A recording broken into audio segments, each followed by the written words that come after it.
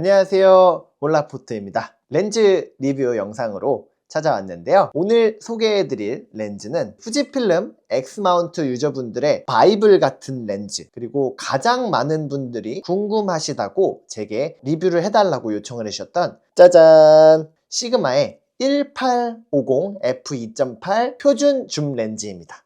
제가 이 렌즈를 한 달 동안 사용해보면서 느꼈던 점들을 렌즈 리뷰를 통해 오늘 자세하게 한번 소개해 드리도록 하겠습니다. 제가 준비한 자료를 보시면서 1850의 매력에 대해서 한번 알아보러 가실까요?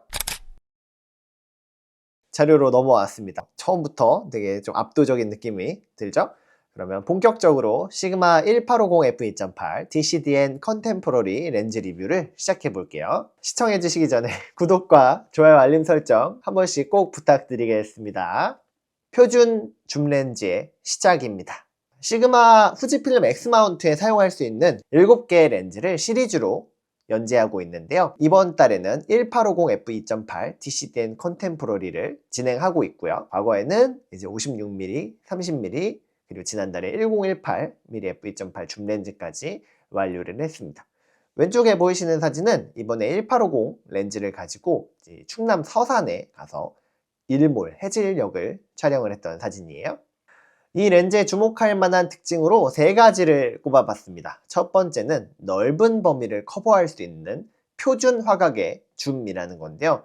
이거는 왜 주목할 만한 특징이냐라고 하실 수도 있겠지만 바로 2번이랑 함께 연계해서 봐야지 아주 매력적인 부분입니다. 바로 작고 가벼운 무게 284g이라는 건데, 가벼우면서도 표준 화각을 모두 커버할 수 있다는 게 이 렌즈가 가진 주목할 만한 부분인 거예요. 그리고 세 번째는 그러면서도 f2.8의 고정 조리개를 갖고 있는 렌즈라는 거죠. 고정 조리개. 이게 왜 중요하냐면 경쟁이 치열한 표준 줌 렌즈 구간입니다. 제일 처음 사진이 이제 후지필름의 네이티브 렌즈 1655 f2.8 렌즈고 1세대였는데, 얼마 전에 가장 오른쪽의 사진에 보이시는 것처럼 2세대가 이제 발표가 되었어요. 그래서 11월경에 출시가 되긴 할 텐데, 그 외에도 제가 T50을 구매할 때 함께 구매했던 신번들 1650 f2.8에서 4.8 렌즈가 있어요. 이거는 가변 조리개 렌즈이고 이너줌이라서 장점도 있고 단점도 있고 그런 부분이 좀 뚜렷한 렌즈입니다. 그리고 오늘 소개해드릴 시그마와 많은 분들이 또 고민을 하시는 게 이 탐론의 1770 렌즈예요.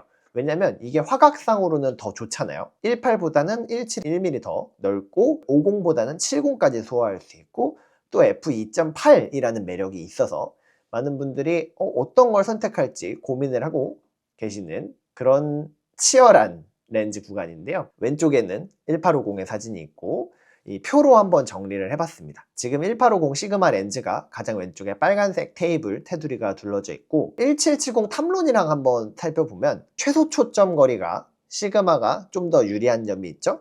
그 다음에 크기도 더 작고 무게도 더 가볍습니다. 하지만 이 화각대 커버리지에선 좀 더 아쉬운 점이 분명히 있고, 가격은 시그마가 70만원대, 그 다음 탐론은 한 120만원대로 한 40만원 정도 탐론이 더 비싸요. 그러니까 이걸 두고 어떤 걸 선택할지에 대해서 많은 분들이 고민을 하고 계신 것 같아요.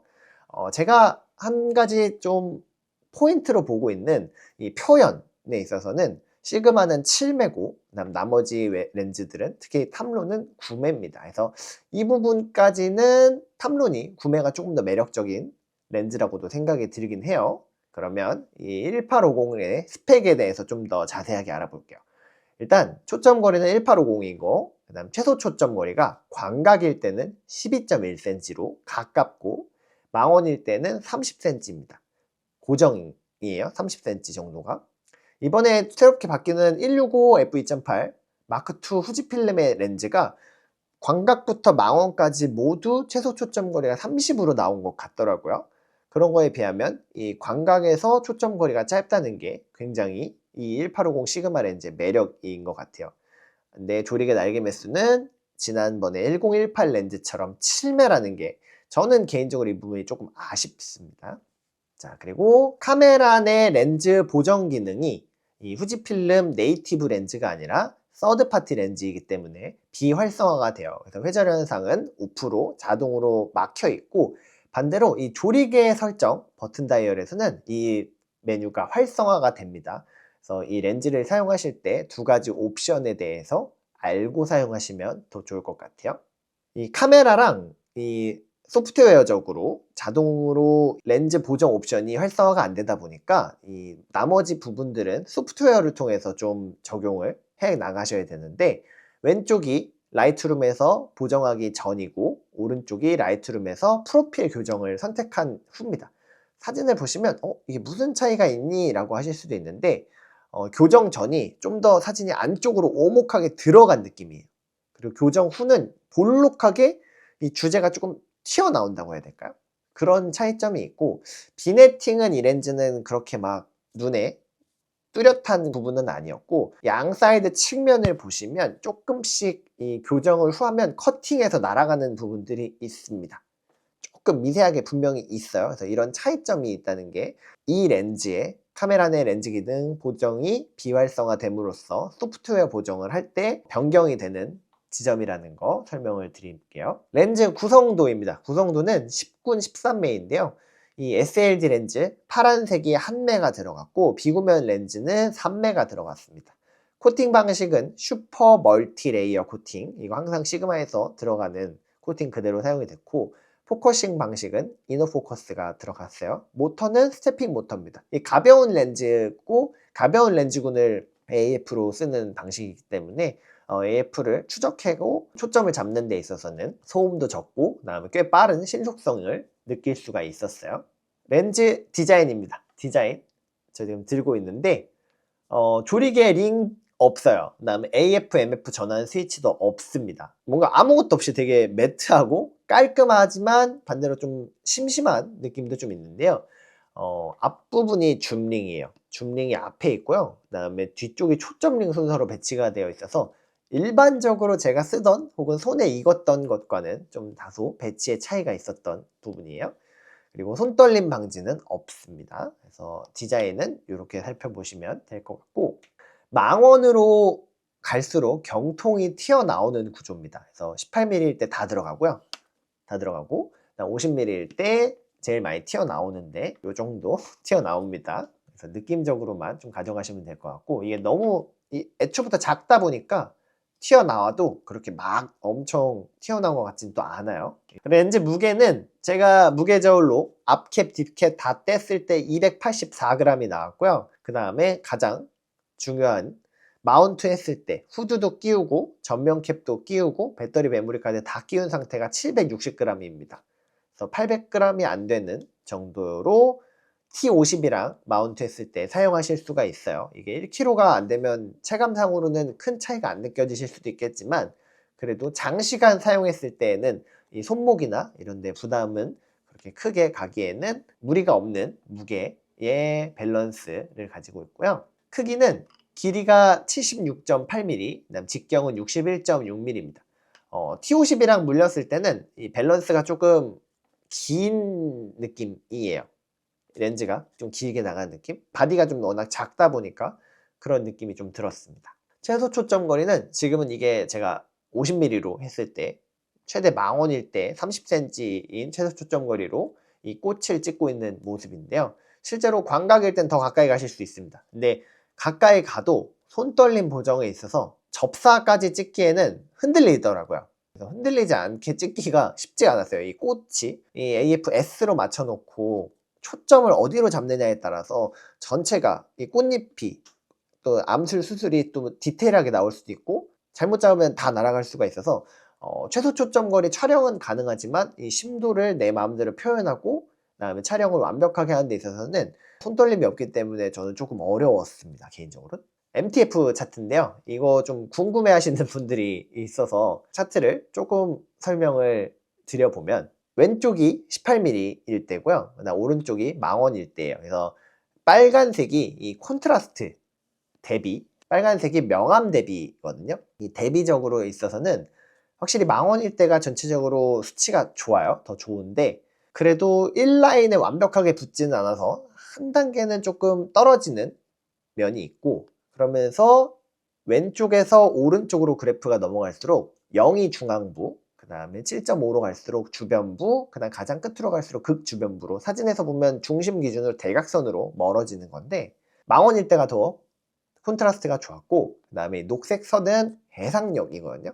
이제 품질은 이 그래프가 높을수록 해상력이 쨍쨍한 렌즈를 말하는 건데 그래프는 전체적으로 시작점은 0.9보다 조금 내려가서 시작을 했고 그 다음에 완만하게 서서히 계속해서 감소하는 그래프를 보여주는 그런 렌즈였어요. 그래서 1018보다 체감상으로는 화질이 그때 찍었던 것만큼 우와 하는 느낌은 사실 받지 못했었는데 LCD로 보거나 했을 때 그래도 밸런스로 보면은 뭔가 확대를 해봤을 때 굉장히 잘 나오는 렌즈였어요. 그래서 MTF에 이어서 해상력 차트에 대해서 계속 짚고 넘어가려고 하는데 오른쪽에 풍경 사진을 보면 뭔가 좀 이렇게 확대를 안 한 상태에서 봤을 때 대체로 이 색채도 뚜렷하게 잘 나온 것 같고 그 다음에 건물의 이 창문이나 선, 면들이 되게 좀 잘 디테일하게 표현된 느낌이 느껴지시지 않나요? 그러니까 되게 좋은 렌즈였어요. 그러니까 이 시그마 1850이 왜 인기가 많은지를 좀 알 수 있었는데 테스트 내용을 좀 더 자세하게 설명을 드려볼게요. 보면은 f2.8 때 최대 개방이죠. 이 조리개를 최대 개방한 숫자가 작을수록 그렇게 표현을 하는데 아래쪽에 3.2랑 비교했을 때는 주변부, 중앙과 그 다음에 극주변부, 그 다음에 가장 오른쪽이죠. 선명함이 확실하게 좀 차이가 있습니다. 3.2가 더 좋아요. 그래서 제가 생각하기에는 인물 사진을 찍거나 하시더라도 2.8이 너무 꼭 필요한 게 아니라면 3.2를 쓰시는 게 중앙부의 대비도 더 선명하게 진해지는 것 같고 좋은 것 같더라고요. 그래서 3.2를 시작점으로 쓰시는 거를 좀 추천을 드려보고 싶고 그 다음에 계속 이 조리개를 조이면서 주변부와 극주변부의 해상력이 디테일이 올라가는데 제 느낌상으로는 3.6이 좀 별로였어요. 이상하지만 3.2가 더 결과가 좋아 보였고 3.6은 좀 떨어졌다가 4.0 때 다시 올라가더라고요. 그래서 가장 빛이 모자랄 때는 3.2 굳이 그거 신경 안 쓰시면 2.8을 써도 되지만 그리고 3.6 건너뛰고 F4를 쓰시는 게 여러 가지 좋은 결과를 얻기 위한 방향성으로는 더 좋아 보이더라고요. 이어서 4.5는 4보다는 이제 점점 더 개선이 되어 가기 시작했고 F5 때 양측 모서리의 비네팅이 거의 완벽하게 해소가 되는 것처럼 느꼈습니다. 그리고 제가 베스트로 판단한 조리개는 풍경 사진 찍으시는 분들에게는 f7.1입니다. 7.1이 이 렌즈의 베스트 오브 베스트 시작점입니다. 시작점에서 F8 당연히 좋겠죠. 중앙부, 주변부, 극주변부 보이시는 것처럼 굉장히 깨끗하고 좋았어요. 여기까지만 좀 제가 정리를 해봤는데 해상력 테스트는 광각인 18mm로 진행을 했었어요. 그래서 개방단 f2.8에서 f3.6의 조리개 값은 극주변부가 선명함에 있어서 좀 아쉽다는 느낌을 좀 받았고요. 하지만 f4 이후로부터는 좋아지기 시작해서 7.1부터 f10까지가 베스트라고 저는 판단을 했습니다. 더 자세한 내용은 이제 블로그에 f2.8부터 f22까지 쭉 나열을 해놨으니까요. 그걸 참고해 주시면 좋을 것 같고요. 중앙부는 조리개 전 구간에 걸쳐서 훌륭한 사진 결과를 보여주었는데 주변부는 꽤 넓은 조리개 대역에서 좋은 선명도와 대비를 보여주었지만 정말 너무 막 감탄할 만한 정도의 극주변부는 사실 개방단에서는 좀 느끼기 아쉬운 점이 있었습니다. 띵동! 빗방울 테스트 볼게요. 지금 보시면은 뒤에 이 몽글몽글 빗방울이 보이시죠? 네, 이것도 제가 아까 말씀드렸던 것처럼 꽃에 포커싱을 잘못 맞춘 거예요. 보시면은 이 꽃잎 안쪽으로가 좀 깨져 보이잖아요. 그래서 이거는 제가 잘 못 찍은 사진입니다. 하지만 뒤에 보케가 예쁘게 표현이 된 것 같아서 이 사진을 초이스를 했고요. 빗방울 테스트를 보면은 최대 개방 2.8은 빗방울이 아주 예쁩니다. 주변부는 물론 찌그러져서 레몬의 형태를 보이지만 그래도 중앙부는 굉장히 예쁜 빗방울을 보여주었고 3.2나 3.5로 갈수록 주변부도 어느 정도 이 레몬이 아니라 원형에 가까운 형태를 유지하긴 하지만 이게 조리개 날개 매수가 7매로 좀 적었기 때문에 깎여진 모양이 디자인이 생각보다 빨리 눈에 들어오기 시작하더라고요.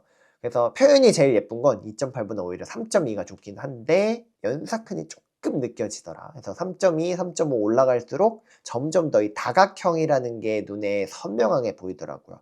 그래서 F4점대부터 6점대를 보시면 거의 이건 그냥 다각형이죠. 다각형이라는 게 뚜렷이 알 수 있고 빗망울 표현도 좀 예쁘다고 느껴지긴 어려워서 2.8에서 4.0까지가 이 표현으로 쓰시기에 적합해 보이고요. 나머지 구간은 사실 이렇게 나오더라 정도만 보시면 될 것 같아요. 테스트 결과를 요약하면은 너무 반복해서 말씀드리는 게 있긴 하지만 이게 리뉴얼을 할 때 이 부분이 더 개선이 되었으면 하는 마음이 있어서 날개 매수가 7배가 이 원형의 복회를 유지하고 또 표현하는 데 있어서 아쉽다는 느낌을 좀 받았습니다. 연사큰도 좀 느껴지고 그랬어요. 네. 빛갈라짐 테스트도 이어서 해봤는데요. 이거 제가 그 여의도 불꽃축제 찍고 나서 너무 이거 찍을 수 있는 그 라이트 가로등이 세서 찍어봤는데 복회랑은 다르게 빛갈라짐은 조리개를 가장 조였을 때 조리개 수치가 제일 높을 때부터 디테일하게 보이기 시작하는데 이게 22랑 16이랑 구별이 잘 안 가더라고요. 오? 다 잘 갈라지네? 라는 느낌이었어요. 반대로 14부터 10은 어느 정도 이게 좀 줄어들고 좀 두꺼워지는 느낌이 있는데 신기하더라고요. 이 렌즈마다 이 빛갈라짐 차이가 느껴지는 게. 그리고 그 다음 단 가니까 이때부터는 이제 이 갈라짐보다는 중심부의 광원이 더 두드러지게 눈에 띄죠. 그래도 4 이때까지도 이 갈라짐이라는 게 표현이 되더라고요. 그래서 이거는 좋다라는 느낌을 좀 받았어요. 이 다른 렌즈들을 할 때는 이 조리개가 개방이 될수록 갈라진다는 게 거의 느껴지기도 힘들다는 생각이 들었는데 이건 조금이라도 자세히 보니까 보이더라고요. 그래서 테스트 결과를 이렇게 보자면 제가 다른 분들과는 다른 이 불꽃 축제 사진을 얻을 수 있었던 부분이 불꽃도 있지만 주변에 이 가로등에서 퍼져나오는 부분을 갈라짐으로 표현하면서 남들과는 다른 사진을 얻어서 개인적으로는 좀 만족스럽긴 한데 걸작은 아니더라도 제 마음에 들면 되잖아요. 그래서 22부터 F11까지 빛 갈라짐은 꽤 인상적이었고요. 이 강한 빛에도 번짐 현상이 잘 억제되고 또 표현의 깊이가 더 강렬해서 좋았습니다. 띵동. 자, 왜곡과 비네팅 부분인데요. 이거 제가 그레인 효과 살짝 넣어봤던 건데 앞서 말씀드렸던 것처럼 이 시그마 렌즈가 후지필름 카메라에서는 보정 옵션이 비활성화가 됩니다. 그래서 사진으로 느껴지실지는 모르겠지만 중앙부가 왜곡 보정을 그러니까 프로필 교정을 켜면 더 볼록하게 해서 중심 주제가 더 두드러져 보이는 효과가 있고요. 물론 이게 주제를 중앙에 넣었을 때 해당이 되겠죠. 그 다음에 양쪽 끝에 모서리는 비네팅 효과가 프로필 교정을 끄면 두드러지고 사진을 보시면 느껴지실 거예요. 오른쪽을 가면 이제 교정이 켜지면 이제 깨끗해지는. 광학적으로는 비네팅이 적고 왜곡이 적은 게 더 높은 완성도를 가질 수 있지만 이 렌즈 같은 경우에는 컨셉이 확실하죠. 무게와 경량화와 화질 쪽에 가고 나머지 부분은 소프트웨어 보정에 넘긴 거예요. 네, 그렇기 때문에 작고 가볍게 나오면서 저렴한 가격에 나올 수 있었던 거죠. 테스트 결과를 좀 장황하게 적긴 해봤는데 비네팅부터 살펴보면 주간에는 사실 크게 잘 안 보입니다. 근데 야간 촬영할 경우에 모서리 쪽 비네팅이 눈에 확 들어오고요. 이걸 효과로 쓸지 소프트웨어 보정을 통해 해소할지 여부는 여러분들의 판단에 달려 있을 것 같아요.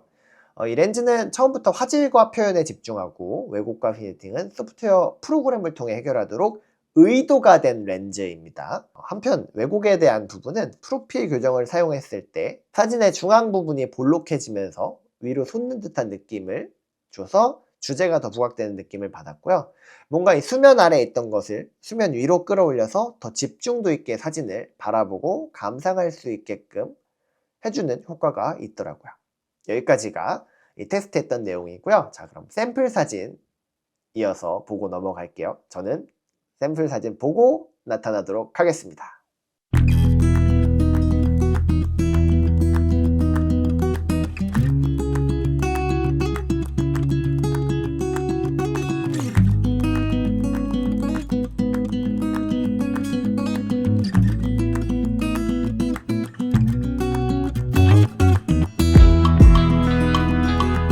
자, 샘플 사진 보고 오셨습니다. 어떠셨나요? 사실 줌렌즈라는 게 여행하거나 이런 게 아니라면 이 화각을 쓰는 게 대체로 양끝단을 많이 쓰거든요. 이 18mm를 쓰다가 아니면 50mm를 쓰다가 유난히 이 화질도 좋아서 그런 건지 모르겠지만 손이 50mm로 많이 가더라고요. 사진에서 메타데이터를 보시면 50mm로 찍은 사진이 유난히 많은데 이 렌즈에 이제 마무리를 해보도록 할게요. 굿, 배드, 레코멘드 살펴볼게요. 굿, 작고 가벼운 무게 너무 좋죠. 284g. 그 다음에 f2.8의 고정 조리개, 그리고 폭넓은 범위의 표준 화각이면서 좋은 화질을 느낄 수 있었던 게 이 렌즈의 굿 포인트고요. 아쉬웠던 점은 날개매스 7매 여기까지 하고요. 그다음 개방단에서 비네팅이 꽤 있습니다. 그다음 경쟁 렌즈 대비 부족한 광각 화각. 망원보다 광각에서 1mm, 2mm 차이가 드라마틱한 느낌이 차이가 보이는 지점인데 탐로는 17mm, 그 다음에 네이티브 렌즈는 16mm입니다. 근데 시그마는 18mm죠. 약 1, 2mm 차이가 있어서 아쉬웠고, 그 다음에 외형은 버튼 없이 밋밋한 외형이라서 저는 아쉽습니다.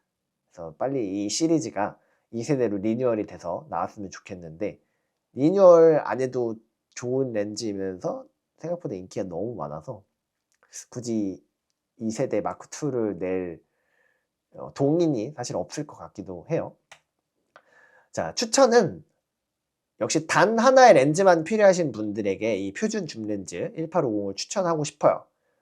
가격도 저렴한 편이잖아요, 다른 렌즈에 비해서. 그러니까 이 렌즈 너무 좋은 것 같고, 그다음 표준 화각에서 고정 조리개 f2.8, 이 그나마 줌렌즈에서 제일 밝은 게 2.8이다 보니까 어두운 곳 촬영이라든지 혹은 뭔가 더 밝게 찍고 싶은 분들한테는 이 렌즈가 잘 어울릴 것 같고, 가벼우면서도 좋은 화질로 사진 찍고 싶으신 분들에게는 최적입니다. 이게 후지필름의 리뉴얼된 렌즈가 400g대예요. 근데 이 렌즈는 지금 나온 지 됐지만 280g대입니다. 100g 차이가 크면 크고 작으면 작은 거고 사람마다 다를 수 있겠지만 그래도 어쨌든 더 가벼운 건 팩트니까요. 후지필름 카메라 시작하시면서 첫 렌즈를 뭘 살지 고민하시는 분들은 고민할 필요도 없이 일단 이거부터 시작하시면 될 것 같아요. 그게 이 렌즈의 최고의 매력입니다. 어울리는 추천 조합으로는요, 지난달에 리뷰를 했던 1018 f2.8 DCDN 컨템포러리 렌즈가 제격입니다. 이게 완벽한 광각 한번 느껴보고 그 다음에 표준 한번 가게 되면은 이 밸런스가 아주 좋은 구성을 갖출 수 있고요. 그 다음에 이어서 이 104-100이죠. 이게 풀프레임으로 따지면 150부터 600까지 해당하는 어마어마한 망원 렌즈인데 중간에 70부터 중간단 뛰어넘고, 그러니까 50부터 100까지 뛰어넘고 뒤로 확 가보시면 어떨까요? 이 시그마에는 이 중간 망원단이 없어요, 줌렌즈로.